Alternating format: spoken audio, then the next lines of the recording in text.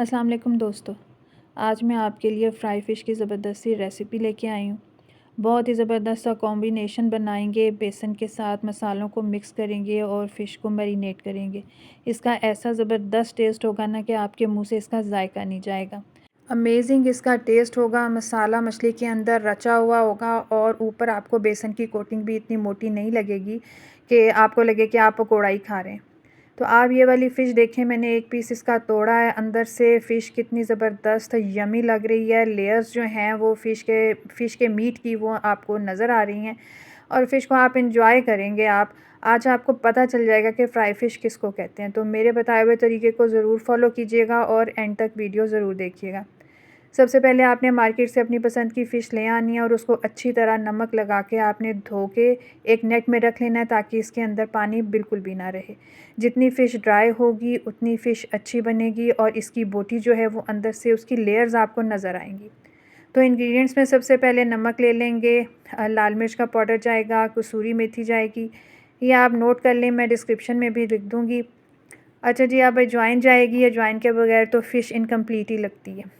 फिर बेसन ले लेंगे थोड़ा सा, इसमें नींबू भी जाएंगे और थोड़ा सा इसका फ्लेवर इन्हेंस करने के लिए मैं चिली सॉस भी डालूँगी, विनेगर भी डालूँगी। उसके साथ ही इसमें लहसुन का पाउडर जाएगा और अदरक का पाउडर जाएगा। ये दोनों चीज़ें आपने पाउडर फॉर्म में लेनी है। अब आपने फ़िश के हिसाब से ही बेसन ले लेना है। मैंने 4 चम्मच बेसन के लिए हैं। जितनी मेरी फ़िश थी उस हिसाब से 4 से 5 या 6 भी कर सकते हैं, लेकिन अभी इतना ही काफ़ी था। इसमें मैंने नमक डाल लिया है, अब मिर्च डाल लिया है। मसाले जो हैं वो आप अपने टेस्ट के अकॉर्डिंग डालेंगे। नमक और मिर्च डालने के बाद मैंने अजवाइन ले लिया। अजवाइन मैंने हाथों से क्रश करके ही डाल दी थी। अब इसमें लहसुन का पाउडर जा रहा है। मसाले कुछ इतने ख़ास नहीं हैं पर टेस्ट में एकदम लाजवाब फ़िश ये बनने वाली है। लहसुन का पाउडर डालने के बाद मैंने इसमें अदरक का पाउडर डाला है और उसके बाद मैं खुश्क मेथी इसमें डालूँगी। अच्छा, मेथी और अजवाइन 2 ऐसी चीज़ें हैं कि इनका ज़बरदस्त जोड़ है फ़िश के साथ। अगर ये 2 चीज़ें शामिल ना हो तो फ़िश का कभी भी टेस्ट नहीं आता। तो अब मैंने थोड़ा सा चिली सॉस शामिल किया है और थोड़ा सा सिरका शामिल किया है। इंग्रेडिएंट्स जो हैं वो मैं डिस्क्रिप्शन में दे दूँगी, आपको स्क्रीन पे भी शो हो रहे होंगे।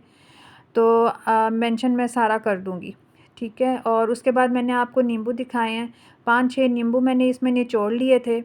तो सारी चीज़ें जो हैं वो अपने टेस्ट के अकॉर्डिंग आपने डालनी है।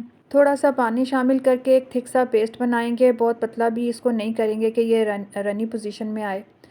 तो आप जैसे देख रहे हैं इतना थिक आपने रखना है और उसके बाद आपने इसमें फ़िश डाल के तो इसको अच्छी तरह मसाले को सारी फ़िश को लगा लेना है और सारा मसाला आपने एक-एक बोटी पे लगाना है ताकि कोई कसर ना रहे और फ़िश के अंदर मसाला अच्छी तरह रच बस जाए। तो जनाब, अब बात करते हैं इसकी मैरिनेशन की। जितना ज़्यादा आप इसको मैरिनेशन का टाइम इसको देंगे उतना ज़्यादा इसमें मसाला रचेगा, इसके अंदर एब्ज़ॉर्ब होगा और मछली जो है वो आपकी फ़िश जो है बहुत टेस्टफुल बनेगी। लेकिन कम से कम 3 से 4 घंटे तो इसको मैरिनेशन के कहीं भी नहीं गए, ये आपने इसको ज़रूर टाइम देना है। और बेसन वाला मसाला आपने देखा है मैंने कितना थिक रखा हुआ था, आपने भी उतना ही थिक रखना है क्योंकि इससे ज़्यादा आप पतला करेंगे तो फिर वो मछली के ऊपर से टपकता रहेगा और तलते हुए ऑयल भी गंदा करेगा, जबकि और उसकी एक लेयर सी बन जाती है, फिर वो मछली के ऊपर से उतरने लग जाएगा। जबकि ये वाला जो मैंने बैटर बनाया है, ये देखें आप मछली के ऊपर कैसे चिपका हुआ है, बल्कि सेट हो गया उसके ऊपर। इससे जो नमक मिर्च वाला मसाला आपने डाला है वो भी नहीं उतरेगा और बेसन की कोटिंग भी ऐसी नहीं है कि आप उसको छिलके की तरह उतार सकें। मतलब अब एक परफेक्ट मसाला तैयार है। जनाब, अब मैं फ़िश को फ्राई कर रही हूँ। फ़िश आपने उस वक्त ऑयल में डालनी है जिस वक्त आपका ऑयल जो है वो फुल गर्म हो जाए, अच्छी तरह गर्म हो जाए, उस वक्त आपने फ़िश बीच में डालनी है। फ़िश को तलने के लिए कोई ज़्यादा टाइम नहीं चाहिए होता, ये जल्दी से फ्राई हो जाती है। और आप देखें नीचे चिपकी भी नहीं है, इसकी स्किन जो है वो ऊपर एज़ इट इज़ है और अच्छी तरह फ्राई हो गई है। इट मीन्स कि इस फ़िश के अंदर पानी भी नहीं था, अंदर से ये ड्राई थी और मसाला भी इसको बहुत अच्छी तरह लगा हुआ था, जो कि ऑयल के अंदर उतरा नहीं है, फैला नहीं है, बल्कि फ़िश के साथ चिपका हुआ है।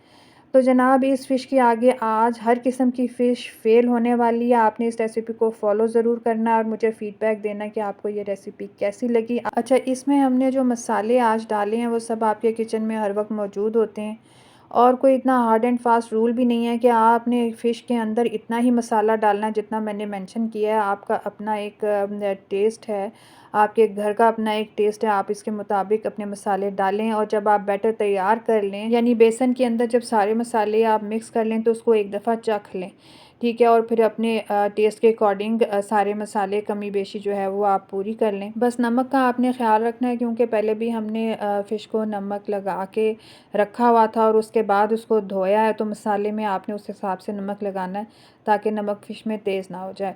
और अगर नमक की कोई कमी बेशी रह भी गई है, तो आप बाद में उसके ऊपर चाट मसाला डाल के तो उसका टेस्ट जो है वो इक्वल कर सकते हैं।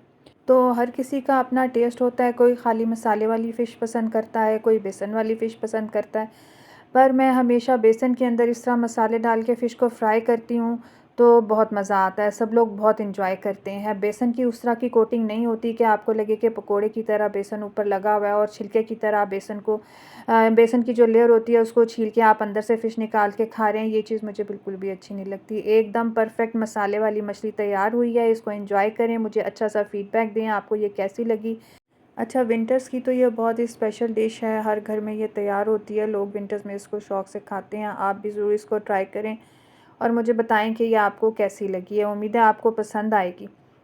अच्छा, आगे रमज़ान भी आ रहे हैं, आप इसको मैरिनेट करके फ्रीज़ भी कर सकते हैं और इफ्तारी के टाइम पे आप इसको एंजॉय कर सकते हैं।